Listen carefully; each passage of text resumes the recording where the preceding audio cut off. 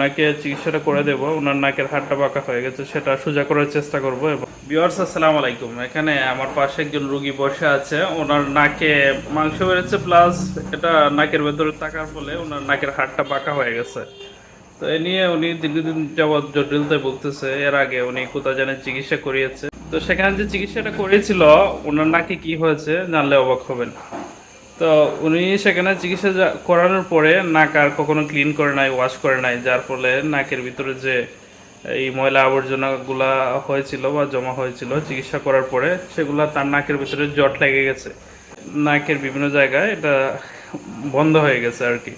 তো সেটা ছাড়াতে আমার অনেক কষ্ট হয়েছে, মোটামুটি ক্লিন করতে পেরেছি। নিয়ে এসেছিল আমার কাছে নাকের চিকিৎসা করানোর জন্য। তো এই বিষয়টি দেখে অনেক অবাক হলাম, তাই এই ভিডিওটা করা। আমার কথা হচ্ছে যে আপনারা যেখানে চিকিৎসাটা করান, নাকের চিকিৎসা বা যে চিকিৎসা করান, ডাক্তারের কাছে যাবেন এবং বলবেন ভালো করে বিষয়টা পর্যবেক্ষণ করার জন্য। এবং আপনার নাকের চিকিৎসা যদি করান, বলবেন নাকটা ভালো করে দেখার জন্য, কোনো সমস্যা হচ্ছে কিনা বা ওয়াশ করার প্রয়োজন আছে কিনা, এগুলো অবশ্যই পর্যবেক্ষণ করাবেন না। নয়তো পরবর্তীতে দেখা যাবে কিছুদিন গেলে আপনার কিন্তু চিকিৎসা করে আপনার রোগ সারানোর বদলে আরো জটিলতা দেখা দেবে। আশা করি বিষয়টা বুঝতে পেরেছেন। আপনাদেরকে এই মেসেজটা দেওয়ার জন্য এই ভিডিওটা করার উদ্দেশ্য।